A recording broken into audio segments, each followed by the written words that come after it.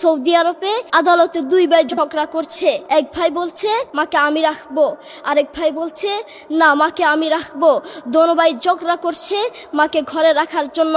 এরপর এক ভাই মাকে নিয়ে চলে যাচ্ছে, আরেক ভাই মাটিতে গড়া দিতে দিতে অবস্থা খারাপ। সৌদি আরবে আদালত হয় মা বাবাকে ঘরে রাখার জন্য, আর আমাদের দেশে আদালত হয় মা বাবাকে ঘর থেকে বের করার জন্য, ঠিক কি না? যুবক, তোমাকে বলছি, তোমার বন্ধু তোমার আপন নয়, তোমার বউ তোমার আপন নয়, তোমার শ্বশুর শাশুড়ি তোমার আপন নয়। এই পৃথিবীর বুকে আপন হলো তোমার মা এবং তোমার বাবা। ছেলে বিদেশ থেকে এসে শ্বশুর বাড়িতে গিয়েছে, তারা তাকে উল্টাপাল্টা বুঝিয়েছে। এখন বাড়িতে এসে সে বলছে মা তুমি আমার টাকায় খাও, আমার ঘরে থাকো, আবার আমার বউকে পিটাও। এই কথা শোনার পরে মা বাথরুমে গিয়ে আধা ঘন্টা কাঁদতে লাগলেন। কেঁদে অজু করে নামাজে দাঁড়ালেন। নামাজ পড়ে আল্লাহর কাছে বলতে লাগলেন, আল্লাহ তুমি আমার ছেলের উপর রাগ করিও না, ও ভুল করেছে, তুমি আমার ছেলের উপর রাগ করিও না, আমি আমার ছেলেকে বুঝাবো। এরপর মা গিয়ে ছেলেকে বুঝাচ্ছেন, বলছেন বাবা তুমি আমাকে বের করে দিবা, সমস্যা নেই, তুমি আমাকে বের করে দিও, কিন্তু আমার একটা স্বপ্ন আছে। ছেলে বললেন কি স্বপ্ন বলেন? মা বললেন তুমি বাজারে গিয়ে একটা পাকা আম নিয়ে আসবা, এসে তোমার বুকের উপর রাখবা, সকালে উঠে ওটা আমি খাবো। এরপর ছেলে বললেন আচ্ছা ঠিক আছে। ছেলে বাজারে গিয়ে একটা পাকা আম নিয়ে আসলো, এসে বুকের উপরে রাখলো।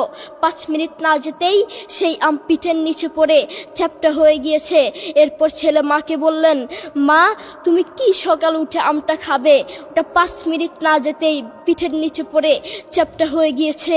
এরপর মা চোখের পানি ছেড়ে বলল বাবা আমি আসলে তোকে খাওয়ার জন্য বলি নাই, আমি আম খাওয়ার জন্য বলি নাই, আমি তোমাকে বুঝার জন্য বলেছি।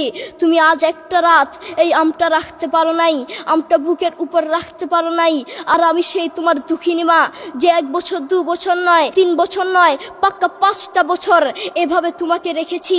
আমিও যদি তোমার মতো এভাবে ঘুমাতাম তুমিও তো আমার পিঠের নিচে পড়ে চ্যাপ্টা হয়ে যেতা। এরপর ছেলে চোখের পানি ছেড়ে বলল মা আসলে আমি বুঝতে পারি নাই তুমি কি জিনিস আসলে আমি বুঝতে পারি নাই। করোনা আসার পরে প্রমাণ করে দিয়েছে কে আপন। এক মেয়ে তার মাকে ফোন করে বলছে মা আমার স্বামীর করোনা হয়েছে। মা বললেন সাবধান, তার কাছে যাবি না, আমি সকালে সিএনজি পাঠিয়ে দিব, তুই টপ করে সিএনজিতে উঠে যাবি। এটার নাম দুনিয়া।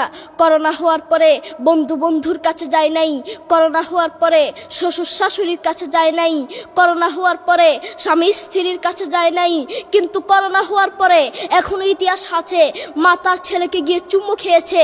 করোনা হওয়ার পরে